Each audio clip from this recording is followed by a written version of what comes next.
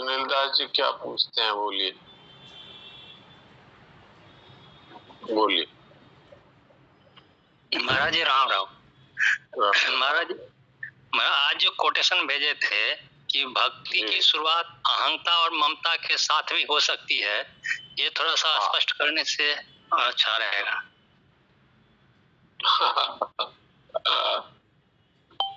ये बात ये है कि भक्त जो है उसकी अहंता ममता दूर भगवान करते हैं, और ज्ञानी है उसको अपनी अहंता ममता खुद दूर करनी पड़ती है।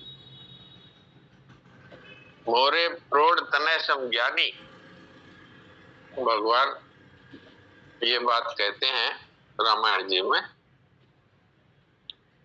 मोरे प्रोढ़ तनय सम ज्ञानी, बालक सुत सम दास अमानी।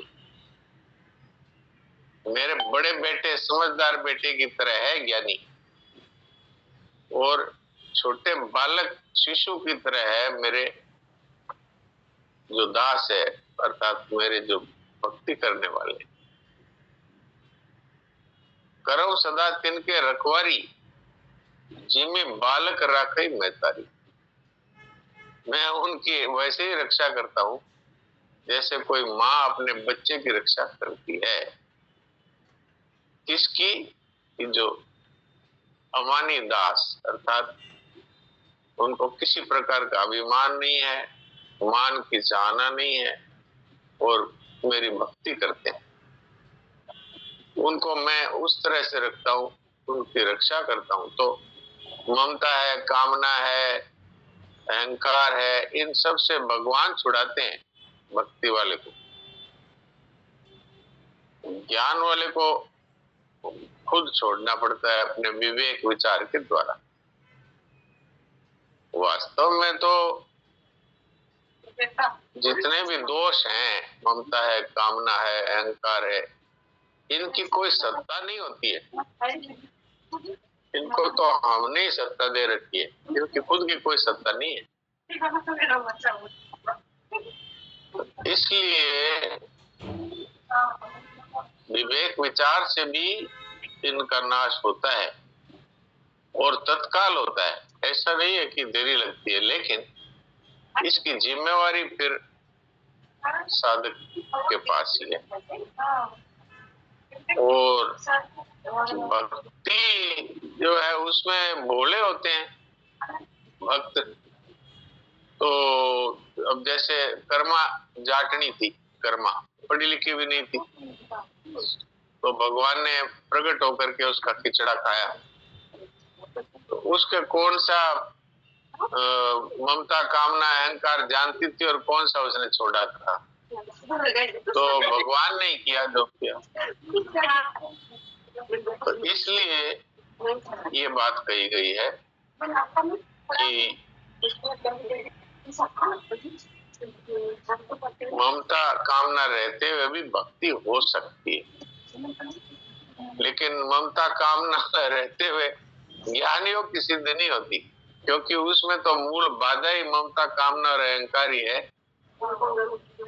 इसलिए भगवान ने गीता जी में ये बात साफ साफ कही है कि तू मेरी शरण आ जा, तो मैं तेरे सारे विकारों को, पापों को माफ कर दूंगा। माम एकम शरणम व्रज तो सर्व पापे विमोक्षयिष्यामि मां शुचा। तुम इसकी चिंता मत करो, ये काम मेरा है। जैसे माँ है, वो बच्चा चाहे टट्टी में पेशाब में भरा हुआ है, गंदगी में कादा लगा हुआ है, तो भी वो तो आके माँ की गोदी में बैठ जाता है। ऐसा नहीं सोचता कि पहले स्नान करूं। तो ऐसे ही जो भोले भक्त होते हैं, वो ये ममता कामना अहंकार रूपी कादा कीचड़ लगे हुए भगवान की गोदी में बैठ जाते हैं। तो भगवान साफ साफ कहते हैं जैसे माता है वो अपने बच्चे की देखभाल करती है, ऐसे ही मैं करता हूँ। इसलिए उनके ऊपर जिम्मेवारी नहीं है कि वो ममता कामना अहंकार को छोड़े। अब बताइए सुनील दास जी, आपका समाधान हुआ कि नहीं? जी महाराज जी, फिर हम लोग भी भगवान के भरोसे बैठे हैं महाराज जी, अपने बल से तो होने वाला है नहीं ये तो। भगवान के भरोसे जो बैठे हैं ना, उनको इतना काम तो करना पड़ेगा कि अपनी पूरी शक्ति लगाओ। ऐसा नहीं कि हम तो ममता और कामना और अहंकार रखेंगे, भगवान के भरोसे बैठे हैं, वो नहीं। अपनी शक्ति लगावे कि भाई हे प्रभु, ये जो कुछ भी है ये मेरे पास, भाई अपने पास तीन चीजें हैं, शरीर है और परिवार है और धन संपत्ति है। तो ये तीनों मैं आपके चरणों में समर्पित करता हूँ। ये इतनी ईमानदारी तो रखनी चाहिए ना। जी महाराज, ये तो प्रार्थना करते हैं महाराज जी, प्रार्थना करते। हाँ, प्रार्थना तो भले ही करे, लेकिन इनको तो मन से समर्पित ही तो करना है। भगवान आपका शरीर लेके थोड़ी भाग जाएंगे। भगवान आपका परिवार है, उसको खत्म थोड़ी कर देंगे। भगवान आपके धन संपत्ति को नाश थोड़ी कर देंगे। हमें तो जो बेईमानी है वो छोड़नी है। जी महाराज। बेईमान भक्त भी नहीं हो सकता ना, बेईमान आदमी। जी जी। बेईमानी यही है, भगवान की चीज को अपना मान रहे। भगवान ने कहा तू मेरी शरण आ जा, इसका तात्पर्य क्या है? शरणागत का अपना करके कुछ नहीं रहता। शरण हो गया तो सब कुछ भगवान को समर्पित कर दिया, और यहाँ तक कि खुद को भी भगवान के समर्पित कर दिया। तो अब उसके जितने भी है ममता, कामना, अहंता, वो अपने आप ही भगवान के समर्पण होते ही सब छूट जाएगा। पर अपनी तरफ से ये होना चाहिए ना भाई, है सब भगवान का। इतनी तो अपनी, इतनी पक्का है महाराज जी, पक्का अपनी तरफ से होना चाहिए, बस फिर ठीक है। फिर आगे भगवान करेंगे सब। प्रणाम महाराज। नारायण नारायण नारायण।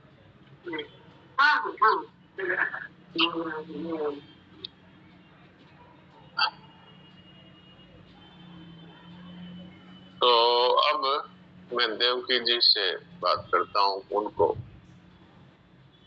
होस्ट सुनाता हूँ। शरणानंद जी महाराज के अमृत वचन सुनाएंगे।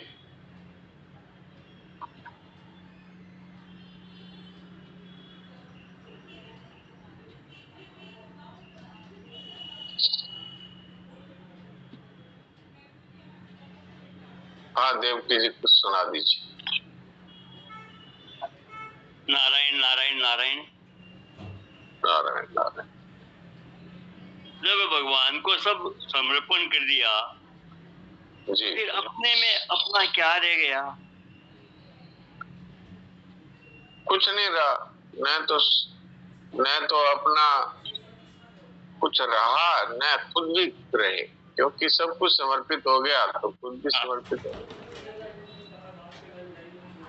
अपने में अपना करके कुछ नहीं रह गया। भगवान भागवत में ये बात कहते हैं कि मैं अकिंचन हूँ और मुझे अकिंचन प्रिय है। अकिंचन का अर्थ है जिसके पास कुछ नहीं। अब ये इसका अर्थ ये नहीं है कि उसके पास कुछ नहीं है का मतलब है कि न तो उसका शरीर है, न उसका घर है, न उसका धन संपत्ति है। ये अर्थ नहीं है। अर्थ ये है कि उसने सब चीजों पर से अपनी ममता का पत्थर हटा दिया। उससे पूछा जाए तुम्हारा क्या है तो वो यही कहता है मेरा कुछ नहीं।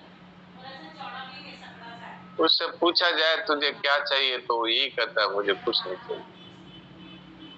उससे पूछा जाए तुम क्या हो, बोल मैं कुछ नहीं।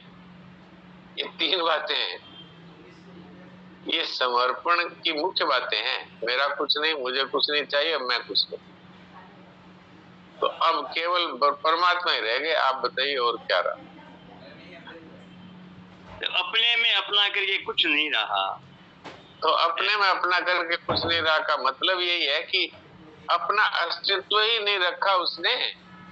मैं कुछ नहीं कर ये संताप, ये क्या है रोग, ये चिंता, शोक, संताप, जलन, ये तो मेरा है और मुझे कुछ चाहिए, इसी में तो भरा पड़ा है। इसका मतलब कुछ अभी तक सजीव नहीं हुआ है।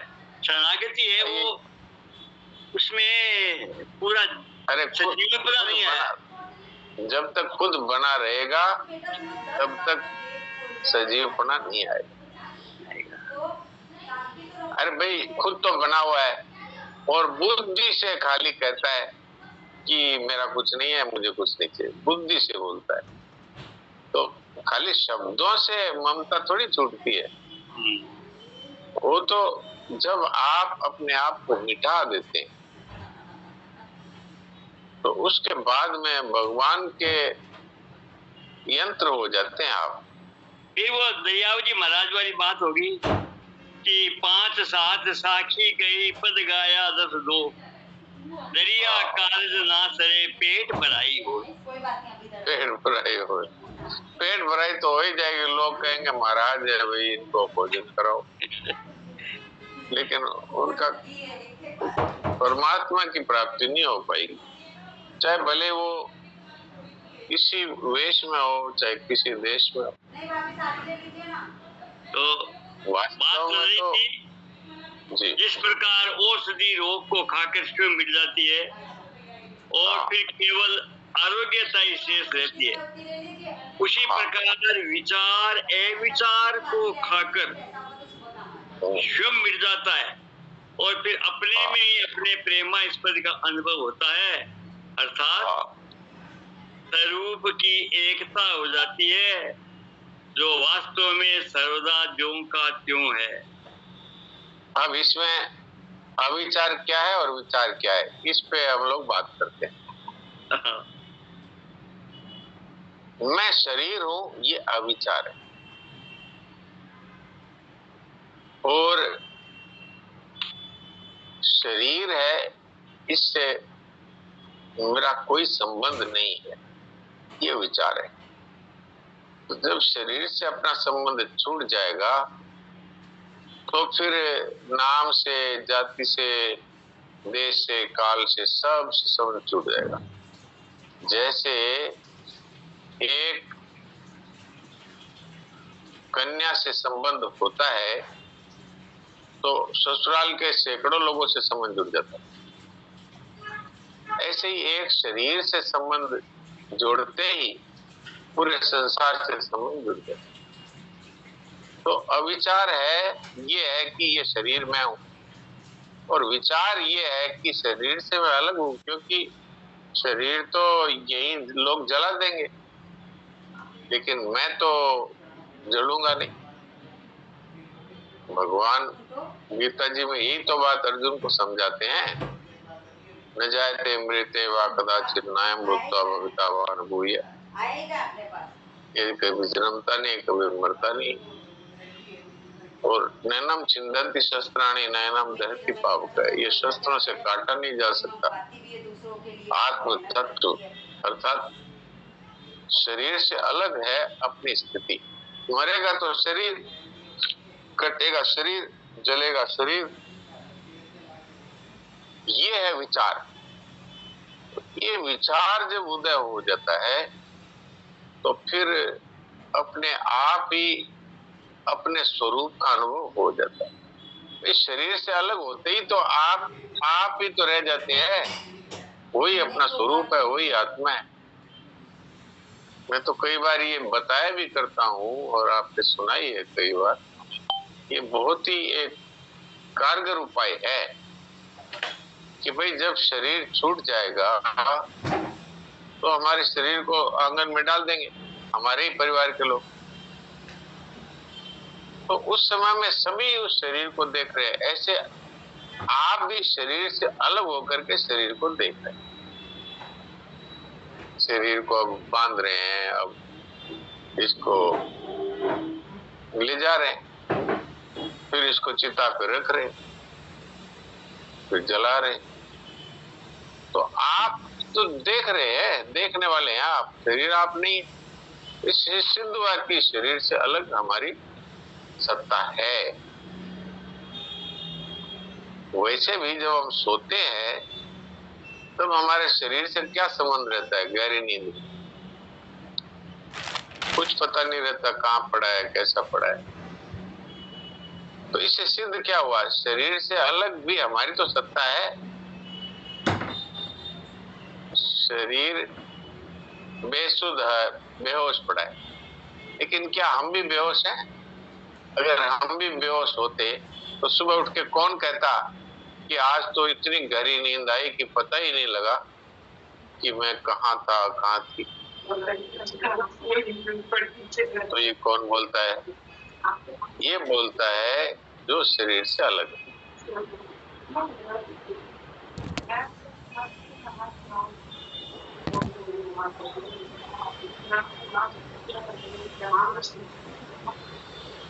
सुनीला जी की यहाँ से आवाज आ रही है, अभी मैं बंद करता हूँ। हाँ, तो ये है विचार। तो विचार का उदय होने के बाद में अपने स्वरूप का बोध हो जाता है। यही बात अभी शरणानंद जी महाराज कह रहे थे। जी आप सुनाइए अब आगे। यही तो कहा कि विचार है वो अविचार को खा करके और स्वयं भी शांत हो जाता है और फिर अपने स्वरूप का अनुभव होता है। जी, विचार किया नहीं जाता, उदय होता है। उदय होता है, ये है उदय होता है। जो कुछ किया जाता है उसका तो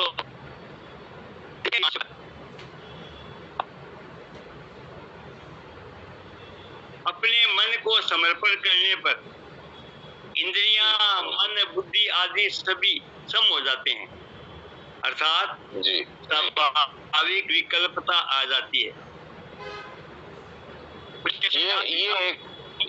ये समझने वाली बात है। इसमें भी समझने वाली बात क्या है कि बहुत से भाई बहनों का ये प्रश्न है कि भाई निर्विकल्प स्थिति हमारी हो नहीं पाती, अर्थात विचार रहित अवस्था हो नहीं पाती। तरह तरह के विचार विकल्प आते रहते हैं। यहाँ शरणानंद जी महाराज बता रहे हैं कि उसका अगर आप उपाय करना चाहते हैं तो मेरा है मन, ये जो भी भूल धारणा है इसको छोड़ दें। जिस मन पर ममता का पत्थर पड़ा रहता है उस मन में निर्विचार होने की शक्ति नहीं रहती। इसलिए अगर इस मन को शांत करना है तो मेरा नहीं है, बस ये सबसे कारगर उपाय है। और मैं तो कई बार ये बात कहा करता हूं कि बहुत अधिक विचार आते हैं तो कहाँ आते हैं? तो क्या मन में आते हैं? तो मन है वो आप हैं क्या?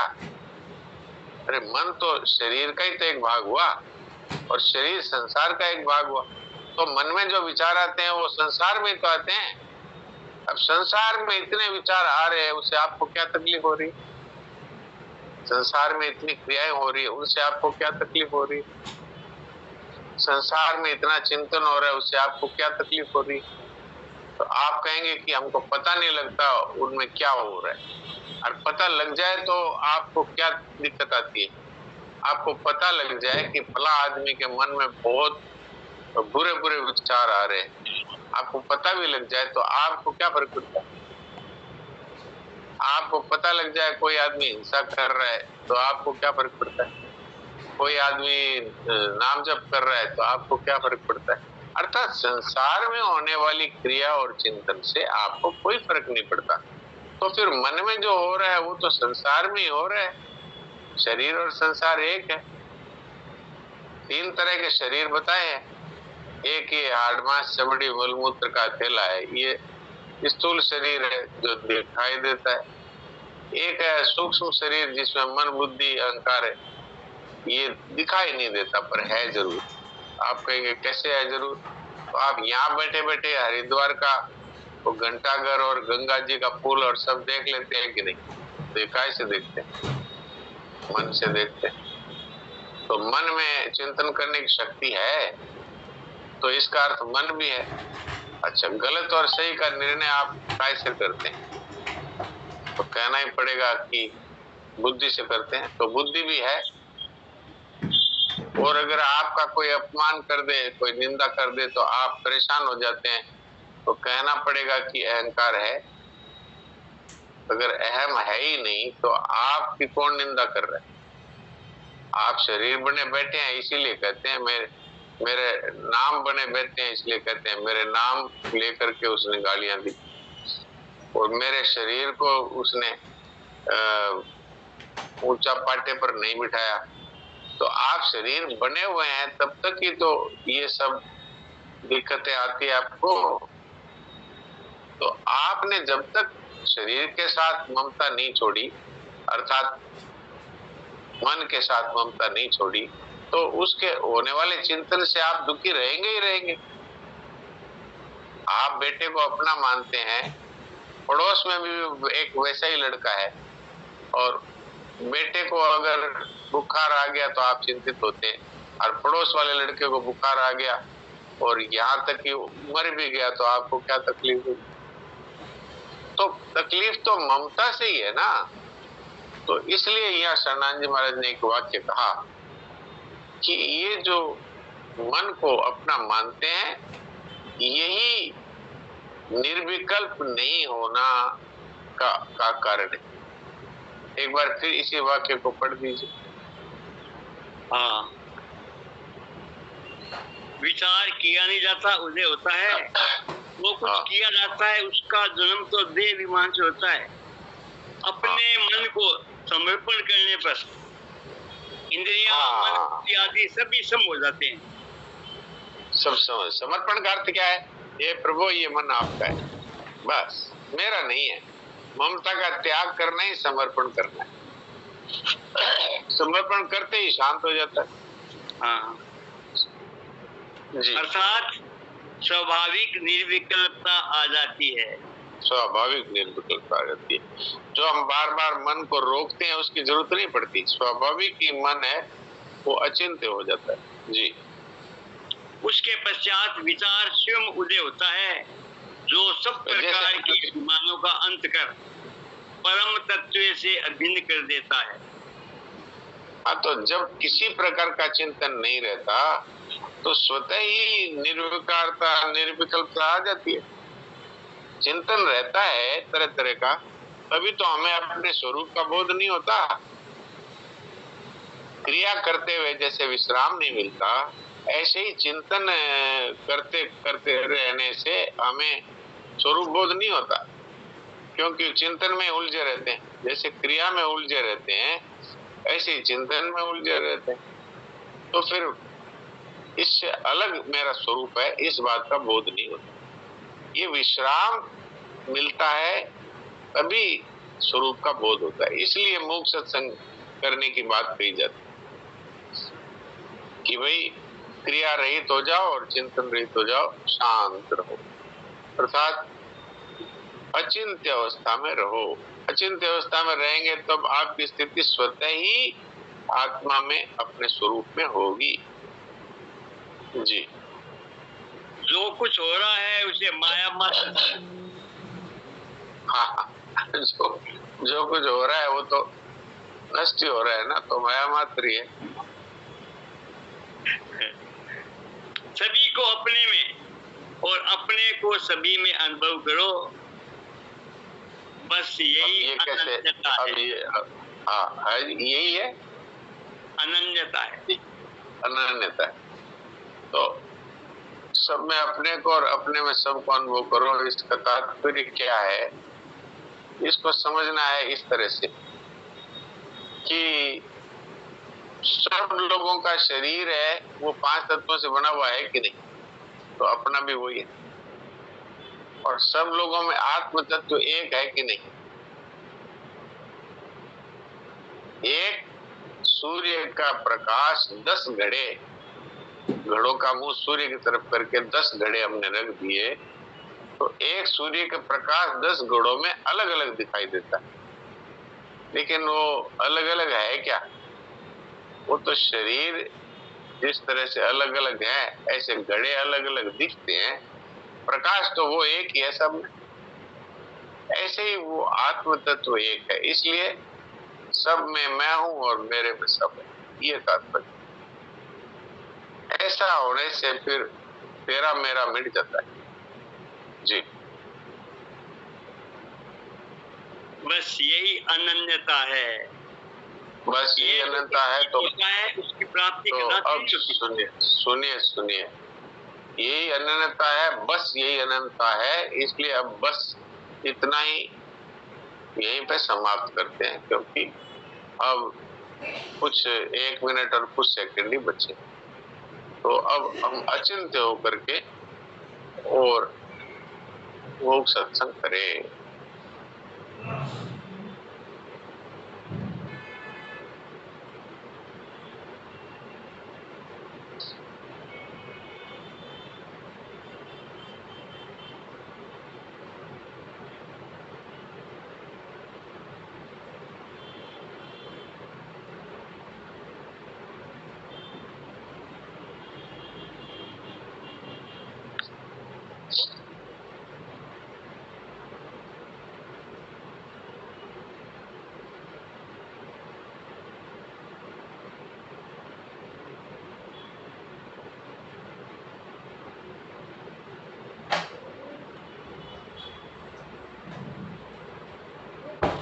वैसे देखा जाए तो अपना स्वरूप है, उसमें चिंतन आ ही नहीं सकता, घुस ही नहीं सकता, इसलिए वो अचिंत्य ही है।